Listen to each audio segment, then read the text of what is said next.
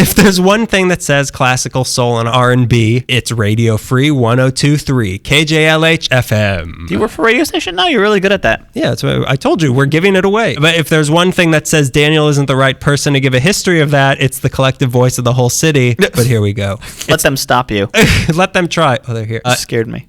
Scared me. You scared me. I thought there was a fictional crowd outside. It starts with a man named John Lamar Hill Jr., born June 11, 1923, right off of Jefferson near USC. He went to the Manual Arts High School, and then he went to USC for business in 1942 before he became a sergeant in the Army from 1943 to 45, where he decided he was going to become an aviator, but the death of his dad pulled him into the family business. Unfortunately, business was dead. Fortunately, that's how they liked it, because his dad was a former Pullman porter who became manager of the Angeles Funeral Home in the late 1920s. That's a lot of information brought really quickly. This is how you start it. Greg doesn't like origin stories. We were talking about this before. Spider-Man earlier. Yeah, he doesn't find it necessary to understand how a man can become spider-like, but just give me the fun. I don't need to see peanuts grow. Just give me the peanut. I don't need the baggage. Yeah. So in December this is the origin story of Spider-Man. In December 1946, Hill started work at Angeles Funeral Home and enrolled at the California College of Mortuary Science, which is the only school where the student body is a cadaver. I didn't know more. Okay, never mind. Doesn't matter that I didn't know what mortuary science was. Nobody knows what library science is. I think you could assume. Yeah, I could probably figure it out. He graduated in 1947 and eventually became owner of the funeral home and also the Angeles Rosedale Cemetery. Where's that at? Do you know? It's in... Is that the one that's off of Washington and Venice? The one with the brick wall? No, they specifically say we're not the one with the brick wall. They say that, right? Yeah. And they all say, Greg, you're wrong? Yeah. Okay. If Greg asks, we're not the one with the brick wall. We're not the one on Washington and between Washington and Venice. Hill became Angeles Funeral Home president in 1949, and in 1954, he started his 20-year tenure as the first African-American member of the California State Board of Funeral Directors and Embalmers, which is a barrier everyone was waiting to be broken.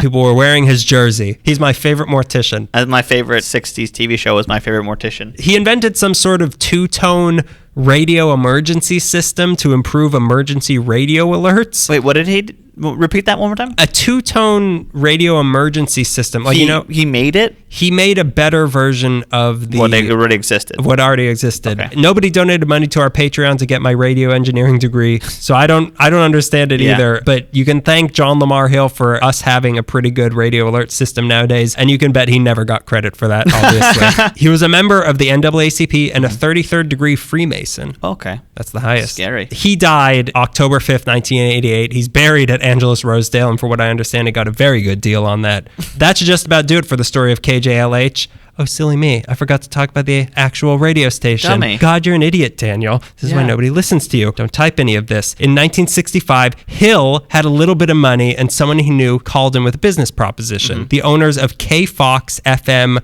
radio station. I got jelly in my throat. You ate jelly donut, didn't you? Mm-hmm. You don't think that had jelly in it. So the owners of the K-Fox FM radio station, operating out of a building on Anaheim Street in Long Beach, were selling that station because they had upgraded to a better one. So Hill thought it might be fun to own a radio station. So he bought it, and K-Fox FM became the first black-owned radio station west of the Mississippi. Wow. But as it may have been owned by an African-American, but it was not a black, quote-unquote, radio station. K-Fox was the opposite of that, and it was a country music station that was simulcasting on FM and AM, but when the station changed hands to Hill, the FCC caught wind of what they were doing, and they weren't allowed to be doing that, so their FM broadcast was cut, so now it was just AM radio. So suddenly the deal Hill made got a whole lot worse. So now he had a radio station playing only on AM with outdated equipment and low signal range. Most of the signal they did have was just dumping out into the Pacific Ocean. Cool. For those people working on those oil refineries. For the Shape of Water monsters. The previous owners also took the call letters K-Fox with them and gave Hill the new letters KILB for K in Long Beach. ILB. Okay. So now not only did he have a bad radio station, he had a bad radio station with a bad name. Yeah. So Hill decided to make some changes. First of all, KILB is dumb, and it barely made any sense. So he decided if it wasn't going to make sense, he might as well name the station after himself.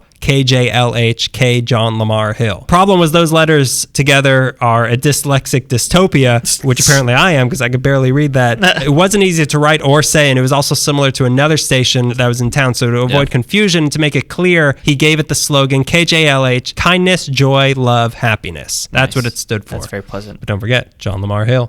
He switched away from the country music format and started broadcasting music he was more familiar with, which was jazz, soul, R&B, black music by black musicians.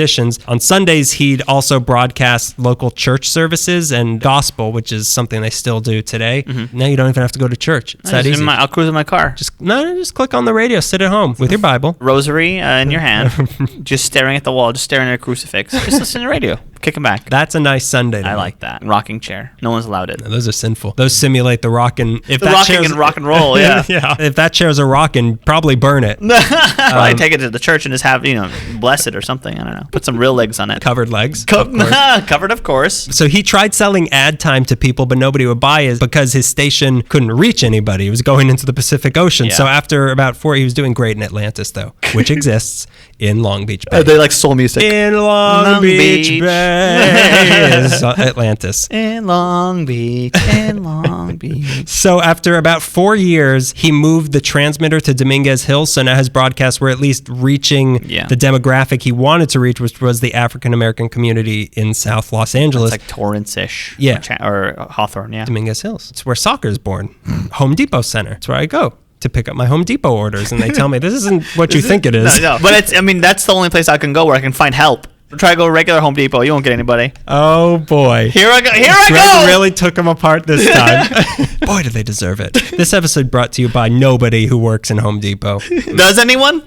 I think that place is run by forklifts. That place is run by the honor system. And everybody just got turned into sawdust, and that's why it smells like that. It's a front for a Lowell's. I think they were bumped off by Osh.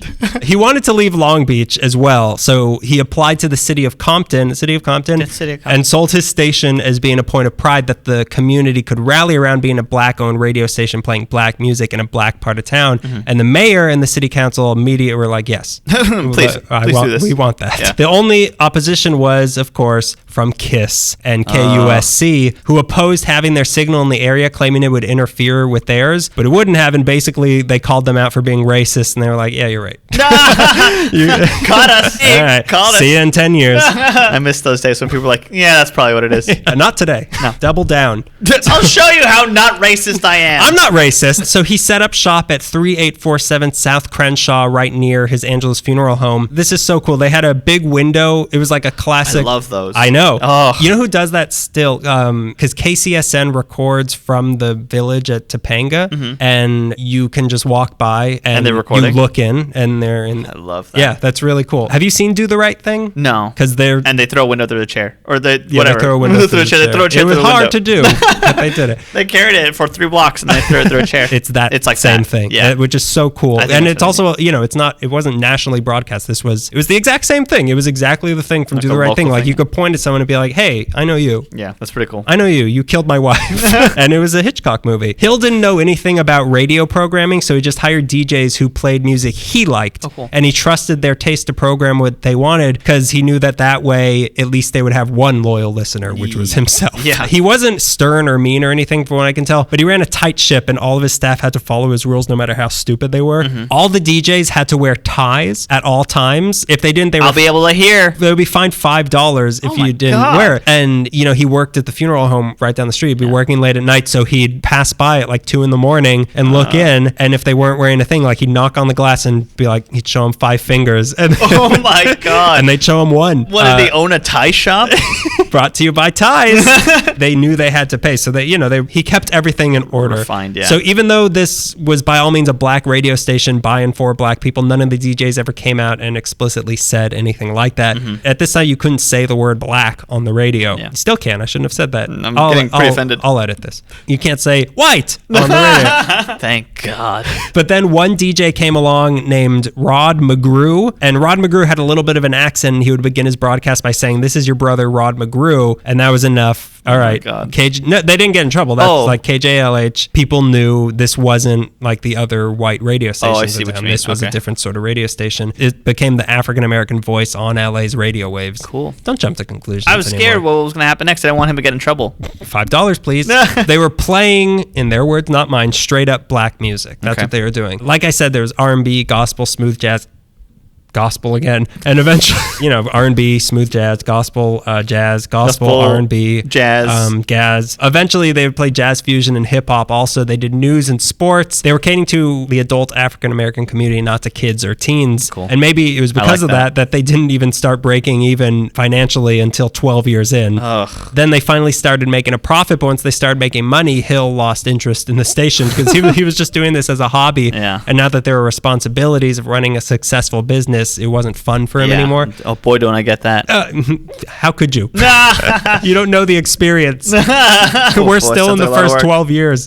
12 years. 12 years. So in 1979, he shopped the station around to buyers, and a lot of non-black buyers were interested, but Hill wanted to keep the station within the community, so he finally sold it to the only buyer he knew he could rely on, Stevie Wonder. Stevie Wonder? Like the musician? No, not that one. The different one. Intervisions? Little Stevie Wonder. Little Stevie Wonder in whatever movie. Forever child prodigy, Stevie Wonder. So he bought it for $2.2 million, and he kept the spirit of the station alive, and he helped it grow bigger, but still be local South LA. Yeah. Like that's what it is. And for better or worse, they gave starts to Steve Harvey, D.L. Hughley, and Tavis Smiley. He's one of the people who supports our show. One of those Tavis Smiley. One of those people we are joking that because they're sex offenders. He's one of them. But something happened in the early 90s that made them stop everything that they were doing and prove just how important they were to the community. The Rodney King riots in 1992. So the station was in Crenshaw. So when the rioting started, it was happening literally outside that big window we were so happy about. They saw as they were broadcasting exactly what was happening out on the street. One guy, he smashed open a TV repair shop across the street, and he ran off with a TV, not putting together that it was a TV repair shop, and all the TVs in it were broken. Funny. They saw the National Guard marching past. They saw everything. More importantly, they heard what was happening because they realized that they can't just sit there literally in the middle of everything playing Johnny Coltrane, pretending that nothing is happening. Little Johnny Coltrane. Yeah. Child prodigy.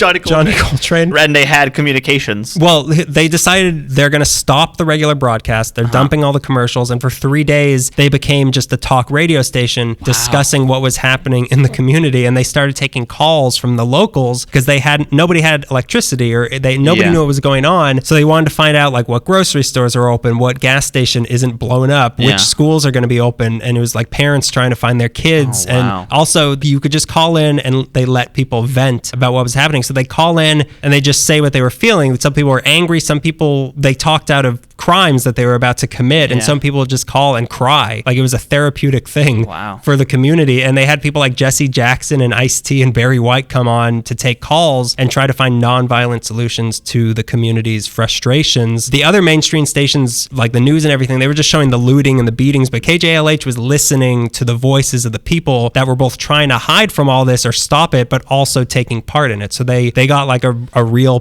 picture, panoramic vision of what exactly was happening and why it was happening. And it was really important what they did. The DJs, they slept in the studio for those 3 days, and listeners brought them food, and they parked their cars on the sidewalk in front of the building for protection so that they wouldn't throw a window through the chair. Or chair. This is Do the Right Thing. Oh wait, and then Spike Lee came in. Does any of that still exist? Any of those recordings? Yeah. No, they're readily available. Really? It's really cool. Oh, fantastic. In 1993, they won a Peabody Award for these 3 days of coverage. The other people who won it were Roseanne and Seinfeld, which in my opinion did just as much for the riots. That legacy of the station lives on with Stevie Wonder's House Full of Toys, which collects toys for low-income children. They collected a ton of supplies to send to victims of Hurricane Katrina. I don't know where else to fit this in, so I put it here. They won an NAACP Image Award. In the late 90s, they moved the station to 161 North La Brea Avenue in Inglewood, so they don't have the big window. If they have a window, it's small. It's like a porthole. You could they learned their lesson. You could throw like an ottoman through it maybe. And they cater to a younger audience now, but they're the only R&B station with a continuous live and local air staff, and they're only one of 2 commercial radio stations in LA that are Black owned and operated. Wow.